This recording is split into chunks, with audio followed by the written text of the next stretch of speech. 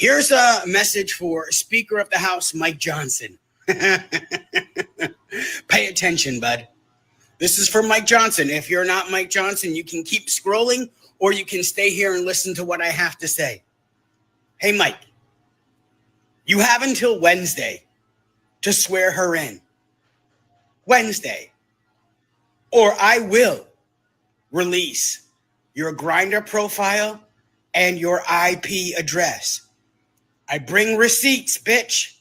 You're not going to sit there and actively work against LGBTQ rights and democracy. It is treason. Yeah, I'm calling you out for treason.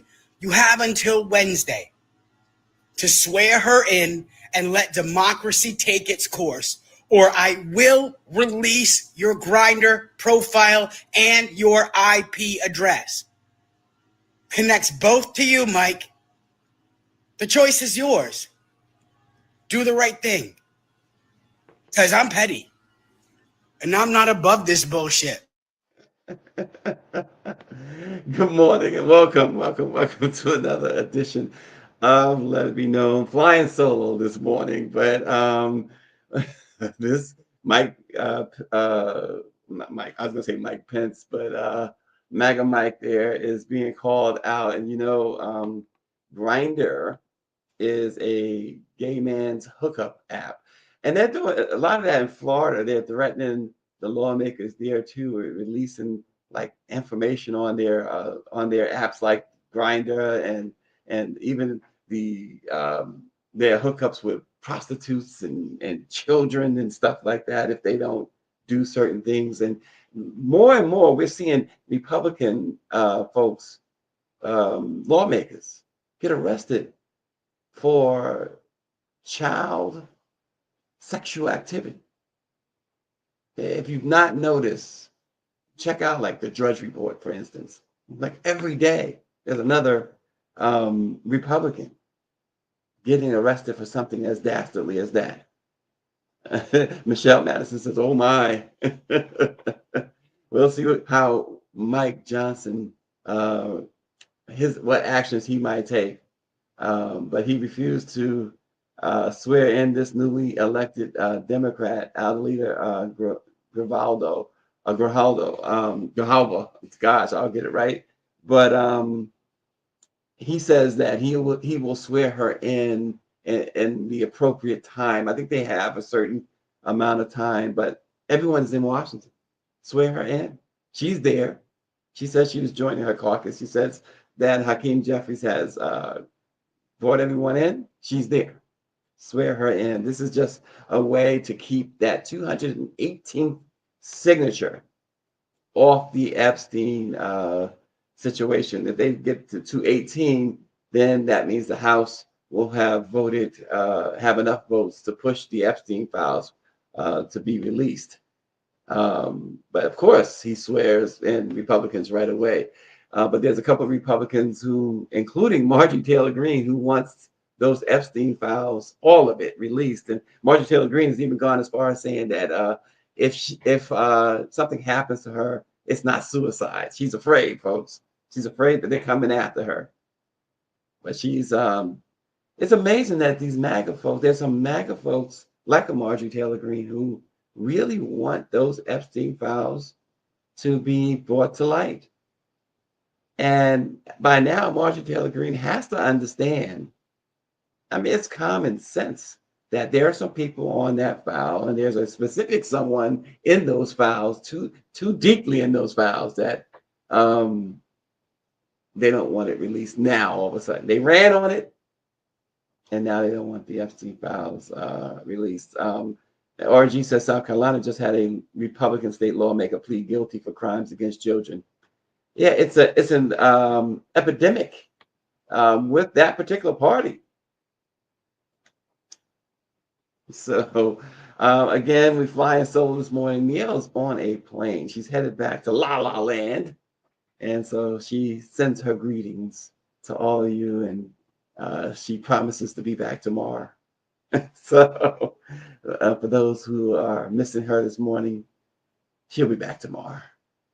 Folks, a proposed housing plan could cut off aid for up to 4 million people, imposing time limits, work rules, and penalties on families with undocumented members, even when the children are U.S. citizens.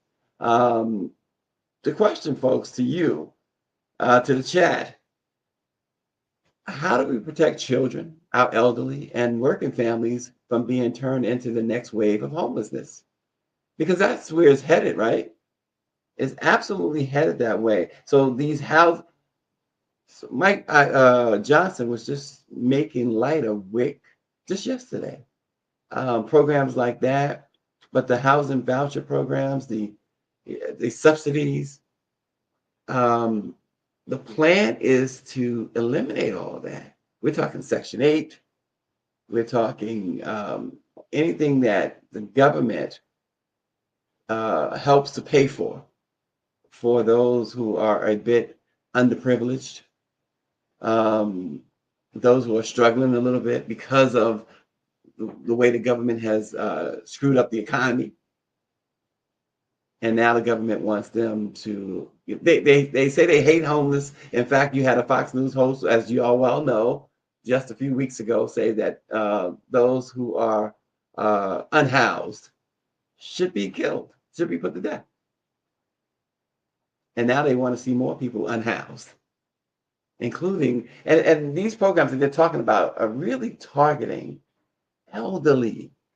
That's how dastardly it really is. It's targeting elderly and it's targeting children and of course working families as well. So this is where things are now. Um, mm. And so keep an eye on this. You know, the USA thing, it reminds me of the USA situation. A new report shows that they in the New York Times today that Trump cut off the USA, the administration did, and there were children literally because the aid shipments never got there. Literally, they died. They're dying. They're killing children. So this is what things are now. Also, this morning, the Justice Department has subpoenaed District Attorney Fulton County District Attorney Fonnie Willis for her travel records.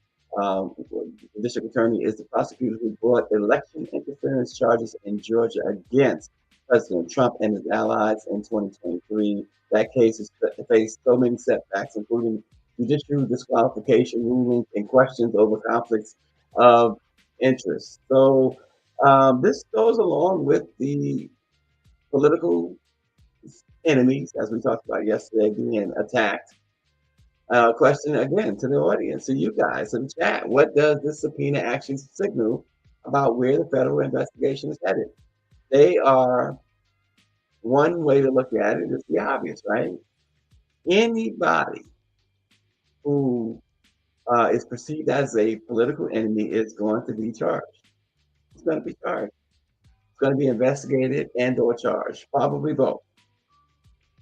And District Attorney Fonnie Willis is not allowed, according to these people, to have had a life. She had a boyfriend. So what? So what? I mean, is that really where things are? And so now she is, like Black women tend to do. This reminds me a little bit of, in some ways, remember the movie Claudine, where the garbage man, James Earl Jones, he couldn't be in the house. He couldn't give the woman he's dating, couldn't give her gifts, essentially, because the welfare folks would cut her off. Mm. Nancy Wall says the president is untouchable in all cases. What happens to the rest of the people charged? Yeah, that's a good question. I think what you're asking is, so there were some um, co-conspirators, if you will, I guess, indicted co-conspirators, including Rudy Giuliani. The case in Georgia is halted, so it remains halted. The district attorney, Fonnie Willis, has fought any attempts to dismiss the case or throw it out. It's right now it's just hanging in abeyance, or if that's the right term. I don't know what David Youngblood is this morning, our resident lawyer. But with the anticipation that after this president leaves office, that the district attorney could still bring that case. Now he was convicted in New York, but it was just him. That was singular conviction. The charges in Georgia and the charges in Washington had co-conspirators as well, but of course they went by the wayside. And again, thanks. You can say thank you, Merrick Garland, right? If you are a Trump um, supporter, you're a Trump fan, or you're a Trump family member, you have to thank Merrick Garland for all of that. RNG says, in my opinion, it shows how weak the Biden administration really was. When it came to prosecuting Trump, it took Garland almost 3 years and it took Trump 9 months to prosecute his so-called enemies. Well, Merrick Garland had no stomach to prosecute Donald Trump or anyone else for that matter of power. Merrick Garland is tantamount to what Joe Manchin and that imbecile from Pennsylvania is. That's who they are. That's exactly who they are. And so he knew what he was doing. Getting Thompson and Congress, that committee had long presented them with enough evidence in which they could have gone to an indictment and trial a whole lot earlier without all of this. So that is totally. There was no mistake. And Merrick Garland knew what he was doing. And Joe Biden knew what he was doing when he hired when he appointed Merrick Garland. And Joe Biden is not any different from any of those others with privilege. They're gonna look out for each other first. All that other secondary talk about being concerned with the Black and brown community, give it a break. It's lip service to get you where you want to go. Okay, Darren says that the Epstein information is irrelevant as Trump has all the judges, Republicans, and all lawmakers scared. Did you see that? The Ryder Cup team video teasing Trump. Yeah, the Euro Ryder Cup team. Yeah, you're right. You're right. And Clarence, Uncle Thomas, says that they go on to. He sees no reason why they can't overturn precedent on a lot of the things that they've already passed, including. Now, you talk about throwing rocks from a glass house, including interracial marriage. The guy is married to a MAGA white woman. This guy is as diabolical as they come. He is Stephen from Django 70 times over. Come on. In other news this morning, he did rough thing. Did he do it? Diddy's mom, Janice Combs, scored a big courtroom victory. A $33 million RICO lawsuit against her was thrown out with the judge ruling the claims were vague and filed too late. The case tied to publishing rights from the 1998 Godzilla soundtrack and ends with the plaintiff receiving nothing as Diddy faces his own legal troubles. He'll be sentenced this week. In fact, on Friday, he'll be sentenced for his prostitution conviction.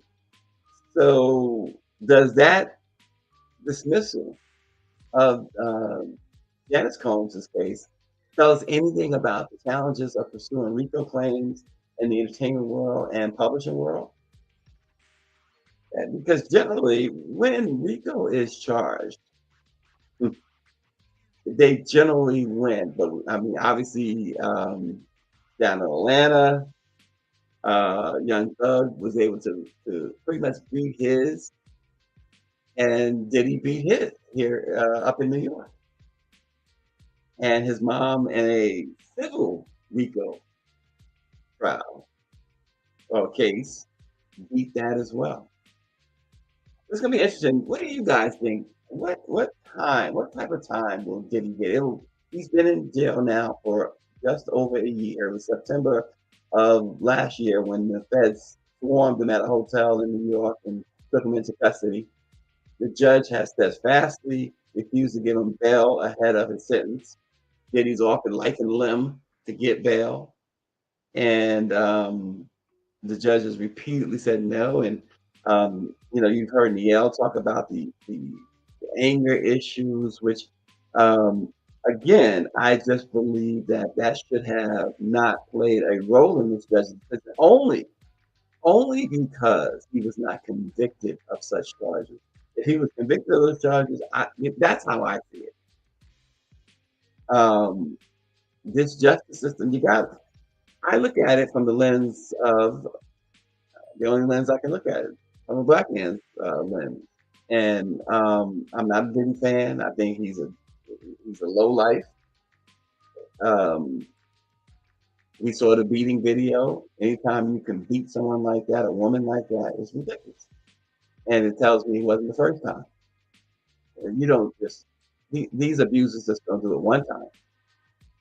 But he was not charged with that. And if we go and say that we want the justice system to be fair when it comes to black people, then that means all black people, regardless of their economic status, their celebrity status. Diddy was convicted on 2 charges of prostitution, charges that usually are misdemeanors. So he's done a year. It would be proper to say go home when he's sentenced on Friday. But no doubt this judge has shown a disdain for Sean Combs and will send him to prison. And my guess is that Diddy's going to get 2 years. That's my guess. RNG says the judge is going to max Diddy and probably consecutively sentences. He says, take that. No Diddy. That's it. So that's important consecutively. Folks don't think about that often, but they could run the sentencing if he's sentenced separately on each of the 2 counts that he was convicted on, the 2 prostitution counts, which he really shouldn't. RNG, actually, it should just be 1 sentence. I'm not sure they could split the sentencing on each of the charges. Maybe they can because there are two counts. So, but the key there is consecutively. If he says concurrently, that means that if he's sentenced 2 years on this charge and 2 years on this charge or 3 years on this charge, it's just 2 years. But concurrently means that you got to do 2 years for that charge, and then you start the clock again and do another 2-3 years on the other charge. So we'll see. You might very well be right because this judge again has shown a disdain not only for Diddy, but he's shown a disdain for the law, in my view. So we'll see what happens. We'll see what happens. Again, put it in the chat. What do y'all think? How much time is Diddy going to get? We'll find out on Friday. And speaking of celebrities, once again, a celebrity has given us an unsolicited peek into their bank account and dating life. And honestly, we didn't ask for it. NBA star Michael Porter Jr., who is making $40 million this year and has a contract that is guaranteed to pay him at least $180 million. Well, he kicked off a debate after revealing that he split rent with his ex just to test her intention. Social media is divided on whether he is being fair or just controlling after he revealed why he split the rent with his girlfriend. He also said he doesn't want a woman who, quote, acts like a dude. This guy. So the bottom line with Mr. Porter here is that he starts dating a girl. He invites her to move in, but he says, this is mine. You have to show that you deserve this. Well, if that's the case, why are you moving her in with you? This is this is such a blatant jerk move. Um, and you're moving the girl in with you. She has to do everything to please him, but he's saying that she has to show that she has to prove she's not a gold digger. Why are you with her if you have doubts as to whether or not she's a gold digger? It's absolutely some of these athletes. You wonder, where did you come from? Where'd you come from? What what kind of dad did you have, if any? And this guy is the type of guy that if you have daughters, and I have daughters, that you wouldn't want anywhere in the same ballpark. I wouldn't even take my daughter to see a Mets game just because he's there. I mean, this guy is he's a stark raving idiot for this, in my opinion. Stark raving idiot. He's wrong. He's 1,000% wrong. I don't care how y'all spin it. Oh, he's looking at. He's not. No, no. Why do you bring the girl in the first place? Then? Why do you bring her in the first place? We men tend to get on women for being gold diggers or whatever, whatever, whatever. No, this ain't right. This ain't right. Yeah, why move her in, Michelle Madison, and make crazy demands? And what makes you so surprised? Does it make you the prize because you got money? See, that's where a lot of people make mistakes too, right? It's great to have somebody who got money, of course. But that, ladies, I hope you learn your lesson from this guy. He's a disgrace. Um, in my opinion, he's a disgrace. So we know Niele is not here, but she did leave some more news and headlines, and I'll bring them to you for her. One of our favorite topics or individuals, Juju Watkins, has announced that he's out for the season. She released an official statement saying that she was taking the advice of her doctors and trainers, and that is really a shame. Juju's going to miss a whole year. Um, an amazing talent, and certainly she's going to be missed, but she definitely has to. Don't blame her for following the doctor's advice. She could push through, she could try to push through, but what about the long term effects? This is a very young uh, lady who knows how to play the game just as well, if not better than anybody else. So, speedy recovery to Juju Watkins, and we hope to see her on the court again next year. Stephanie Humphrey says, who raising these children is the question. Values, ethics, morals. Why is she even dating them? Yeah, exactly. This guy is the opposite of anybody's prize, believe me. Um, it's official now. I want need some thoughts on this. It's official. Bad Bunny is headlining the Super Bowl halftime show. The three-time Grammy Award winner is the most streamed artist in the world. He recently um, said that he was going to avoid the U.S. mainland on his tour due to concerns about potential ICE raids impacting his fan base. Um, so the one thing I was my wife mentioned that, and I was explaining to her that what makes the Super Bowl different is that you won't have a stadium full of Bad Bunny fans. The Super Bowl is a pre-sold event without people knowing who the entertainment is for the most part. It's sold a year plus in advance, and I don't think Bad Bunny is going back on his word when he says he's not going to do the U.S. because of the ICE thing. I just think that this is an opportunity. Um, I know it's an opportunity to perform on the biggest stage that all artists wants to stage, and it's not his fan base. His fans will be at home watching on television, and just like many of us will be. Hundreds of millions will be. So if there are those in jeopardy when it comes to ICE that will be at the Super Bowl, it's because they had already decided they were going regardless of who was performing. So just to say, whatever may happen, Bad Bunny cannot be to blame. I don't. What does Bad Bunny? What is some of his music? I don't even know his music. I don't listen to that. I don't know. I know the name. I know he's huge, but I don't know much about Bad Bunny at all, except his name. And I wonder where he got the name from, Bad Bunny. It doesn't sound. It doesn't sound like something that a dude would be walking around saying, "Yo, I'm a Bad Bunny." I just can't picture it.